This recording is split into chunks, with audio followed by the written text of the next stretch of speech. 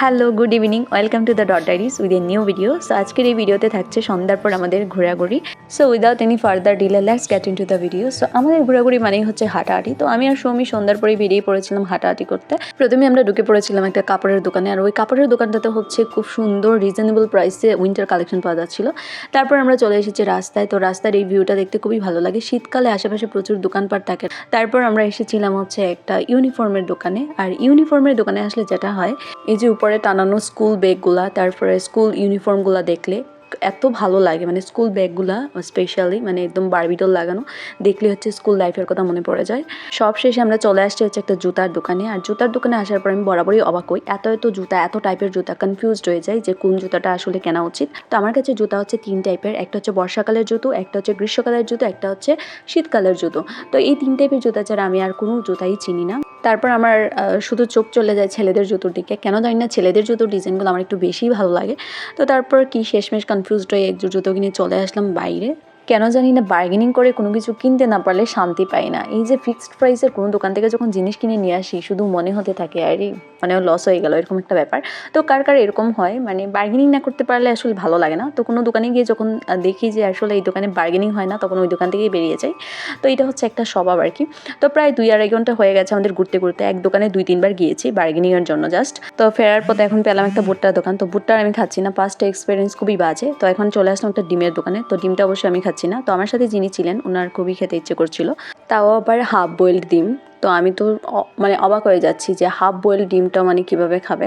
আমি তো ফুল বয়েল ডিমই খেতে পারি না, হাফ বয়েল তো অনেক দূরের কথা।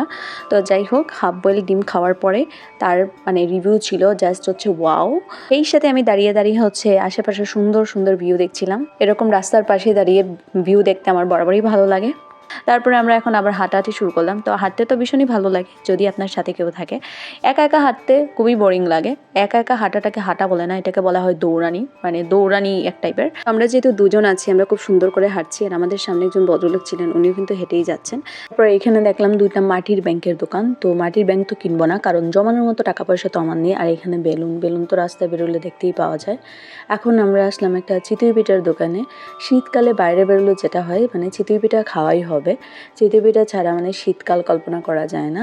আর এইখানের দোকানটাতে হচ্ছে 4 ধরনের ভর্তা ছিল। তো অনেক কয়টা দোকান ছিল চিতই পিঠার, সব কয়টা দোকানেই দেখি মানুষের অনেক ভিড়। ফাইনালি আমরা এই দোকানটায় আসছিলাম, কারণ এই দোকানটায় অল্প ভিড় আছে, সেই জন্য আর মানুষ কম ছিল। তো আমাদের এখানে পিঠা নেওয়া শেষ। এবার হচ্ছে আমরা রাস্তার পাশে দাঁড়িয়ে সুন্দর করে পিঠা খাবো। চিতই পিঠা খাওয়ার পর এবার আমরা নিয়েছিলাম ভাপা পিঠা।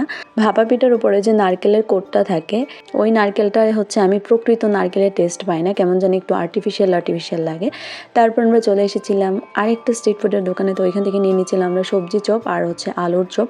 ওইটা খেতেও খুবই ভালো ছিল। তো আমাদের এবার স্ট্রিট ফুড খাওয়ার পালা শেষ।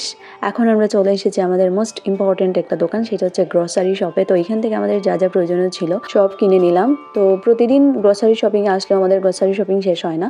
এখন আমরা আসলাম হচ্ছে ক্লিনিংয়ের জিনিসপত্র কেনার জন্য। তো প্রথমে যেটা কিনতে হবে সেটা হচ্ছে ঝাড়ু। প্রায় 2-3 মাস হয়ে গেছে আমাদের ঝাড়ুর প্রয়োজন ছিল, কিন্তু ঝাড়ু আর কেনা হচ্ছিল না। ঝাড়ু কিনতে কেন জানি না প্রচুর আলসেমি কাজ করে। প্রত্যেক দিন ঝাড়ুর দোকানের সামনে দিয়ে যাই, কিন্তু ঝাড়ুটা আর কেনা হয় না। আজকে ফাইনালি ঝাড়ুটা কিনে নেওয়া হলো। তো ঝাড়ুটা কেনার পর মনে হচ্ছে অনেক ইম্পর্ট্যান্ট একটা কাজ করে ফেললাম। আজকের মতো তো কেনাকাটা মোটামুটি শেষ।